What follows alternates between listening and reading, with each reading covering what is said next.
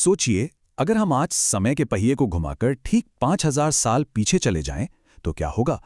बिना किसी फॉर्मेलिटी के सीधे उस दौर में छलांग लगाते हैं। हम आज एक ऐसी सभ्यता के बारे में बात कर रहे हैं जो केवल ईंटों या पत्थरों का ढांचा नहीं थी, बल्कि एक ऐसा समाज था जिसका दिमाग, जिसकी प्लानिंग और जिंदगी जीने का तरीका आज के हमारे मॉडर्न समाज को भी हैरान में डाल देता है। जी हां, हम बात कर रहे हैं सिंधु घाटी सभ्यता की। तो चलिए इतिहास के इस सबसे अद्भुत सफर पर चलते हैं। आंखें बंद करके जरा 5000 साल पुराने एक सुबह के दृश्य की कल्पना कीजिए। सूरज धीरे धीरे आसमान में ऊपर आ रहा है। सिंधु नदी के किनारे बसे एक शांत गांव में हलचल शुरू हो गई है। मिट्टी के घरों से हल्का हल्का धुआं उठ रहा है। किसान अपने बैलों को लेकर खेतों की तरफ निकल पड़े हैं। महिलाएं मिट्टी के बर्तनों में नदी से पानी भर रही हैं और बच्चे खुले मैदानों में दौड़ लगा रहे हैं। है ना एकदम जीवंत। ये कोई फिल्म का सीन नहीं है। ये उस दौर की एक बेहद शांत, सरल और आज़ाद जिंदगी की शुरुआत थी, जहां प्रकृति और नदियां ही उनकी पूरी दुनिया हुआ करती थीं। अब जो बात सच में दिमाग घुमा देने वाली है वो ये है कि इतनी विशाल और सुलझी हुई सभ्यता में किसी क्रूर राजा या तानाशाह का कोई नामो निशान तक नहीं मिलता। मतलब बिल्कुल नहीं। इसके बजाय गांव के बुजुर्ग किसी बड़े पेड़ की छांव में बैठकर पूरे दिन की प्लानिंग करते थे। कोई राजशाही फरमान नहीं, बल्कि सामूहिक जीवन का नियम था। हर इंसान का अपना एक काम तय था, चाहे वो खेती हो, कारीगरी हो या शिकार। बिना किसी डंडे के जोर के इतना अनुशासित समाज चलाना अपने आप में एक बहुत बहुत बड़ा अचीवमेंट है। तो चीजें आगे कैसे बढ़ीं? शुरुआत में तो सब कुछ बहुत साधारण सा था। लोग बस अनाज देकर हाथ से बने बेसिक औजार ले लिया करते थे। Simple barter system. लेकिन ये सादगी बहुत जल्द एक बहुत बड़े बदलाव में बदलने वाली थी। देखते ही देखते छोटे गांव अब सिर्फ खेती तक सीमित नहीं रह गए, वे बड़े और बिजी व्यापारिक केंद्रों में तब्दील होने लगे।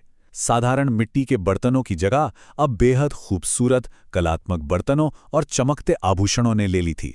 ये एक ऐसा समय था जब वो लोग अपनी छोटी सी दुनिया से बाहर निकलकर बड़े स्तर पर जुड़ने के लिए पूरी तरह तैयार थे।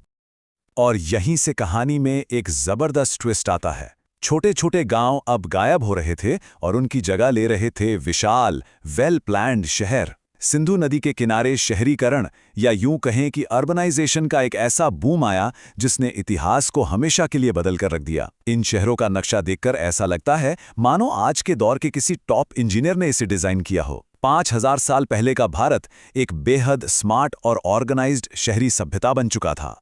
इनकी सिटी प्लानिंग के बारे में सुनकर तो आप भी हैरान रह जाएंगे। कोई आड़ी तिरछी कंफ्यूज करने वाली गलियां नहीं थीं। सड़कें बिल्कुल सीधी एक परफेक्ट ग्रिड सिस्टम में बनी थी। और सबसे ज्यादा चौंकाने वाली बात, उनकी अंडरग्राउंड ड्रेनेज व्यवस्था। हर घर और सड़क से जुड़ी हुई ढकी नालियां थीं। साफ सफाई को लेकर उनका जो विजन था वो एकदम नेक्स्ट लेवल था। वो सिर्फ ईंटें नहीं जोड़ रहे थे, वो एक ऐसा स्मार्ट सिटी मॉडल खड़ा कर रहे थे जो आज के अर्बन प्लानर्स के लिए भी एक मास्टर क्लास है। जरा इस एक नंबर पर गौर कीजिए, 2। ये नंबर इसलिए इतना खास है क्योंकि हम 5000 साल पहले बने 2 मंजिला मकानों की बात कर रहे हैं। जी हां, आपने सही सुना। और ये घर कोई कच्ची मिट्टी के नहीं थे। उन्होंने मिट्टी को भट्टी में पकाकर बेहद मजबूत ईंटें बनाई। ये पकी हुई ईंटें इतनी सॉलिड थीं कि इनकी इमारतें सदियों तक बिना हिले डुले खड़ी रहने वाली थीं। ये उनकी इंजीनियरिंग स्किल्स और कमाल की तकनीक का एक जीता जागता सबूत है। अब जरा पैसों और व्यापार की बात कर लेते हैं। सिंधु नदी उनके लिए सिर्फ पानी पीने का जरिया नहीं थी, ये उनकी सबसे बड़ी लाइफलाइन और एक मेगा हाईवे थी। इसी नदी के जरिए लॉन्ग डिस्टेंस ट्रेड होता था। पानी के रास्ते नावें और जमीनी रास्तों से बैलगाड़ियां सामान लेकर मीलों दूर तक जाती थीं। अब लोग सिर्फ अपने खाने पीने भर का नहीं उगा रहे थे, बल्कि बेचने के लिए बड़े पैमाने पर प्रोडक्शन कर रहे थे। शहरों में बड़े बड़े गोदाम थे जो पूरे के पूरे समाज का पेट भरने की क्षमता रखते थे। इनका ये पूरा एक्सपोर्ट इंपोर्ट का सिस्टम बहुत ही कमाल का और ऑर्गेनाइज था। बाहर की दुनिया में इनके बनाए सूती कपड़े, खूबसूरत मिट्टी के बर्तन और गहनों की जबरदस्त डिमांड थी। और इसके बदले में वे वहां से तांबा और कांसे लेकर आते थे ताकि बेहतर औजार बना सके। लेकिन सबसे इंटरेस्टिंग बात क्या है, उनके पत्थर के स्टैंडर्डाइज्ड बाट या वजन। पूरे के पूरे शहर में नाप तौल का सिर्फ एक ही पक्का सिस्टम चलता था। कोई हेरा फेरी नहीं, कोई धोखाधड़ी नहीं, एकदम सटीक और पारदर्शी इकोनॉमी। और अगर समाज की बात करें तो वो एकदम मिलजुल कर रहने वाला था। एक मशीन के अलग अलग पुर्दों की तरह हर कोई अपना काम बखूबी कर रहा था। किसान अनाज उगा रहे थे, कारीगर अपनी कला दिखा रहे थे, व्यापारी इकॉनमी को रफ्तार दे रहे थे। और महिलाओं का रोल, वो तो बहुत ही क्रूशल था।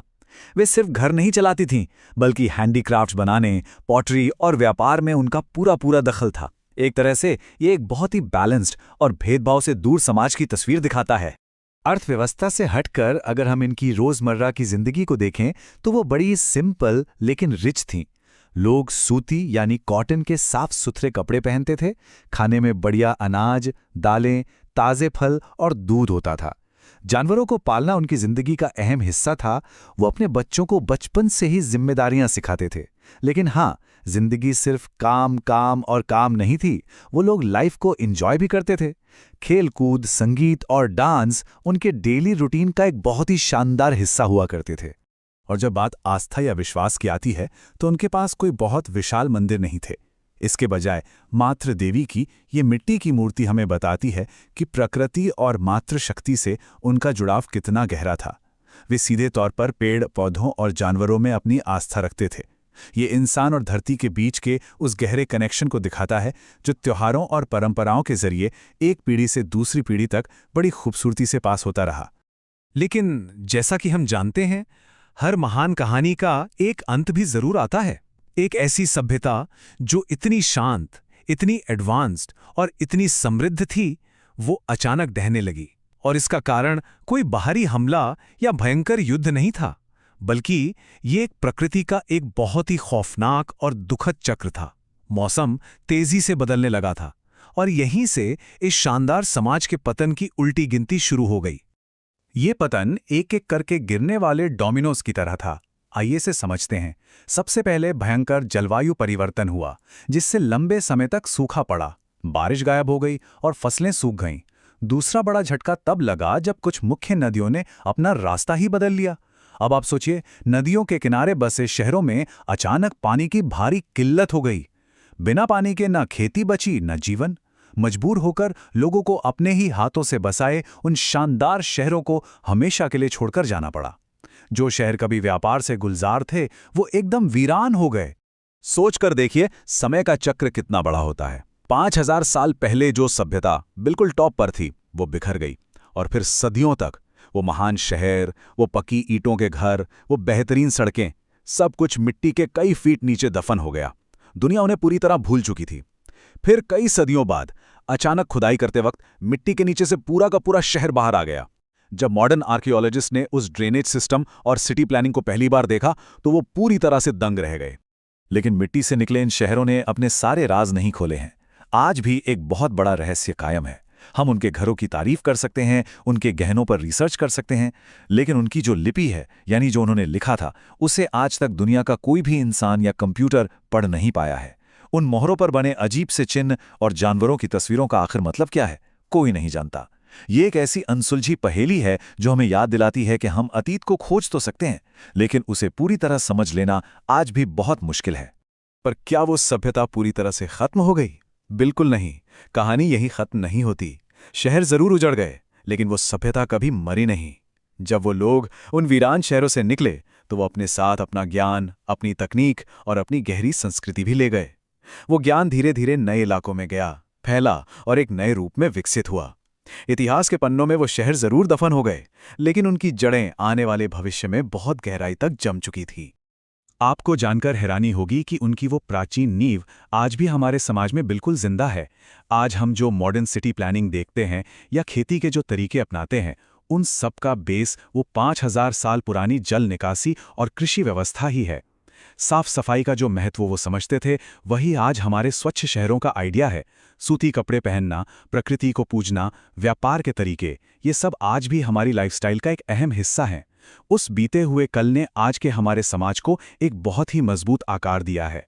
तो जाते जाते जरा इस एक सवाल पर गौर कीजिएगा, क्या आज की हमारी पहचान उस 5000 साल पुरानी बुद्धिमत्ता की ही एक झलक नहीं है?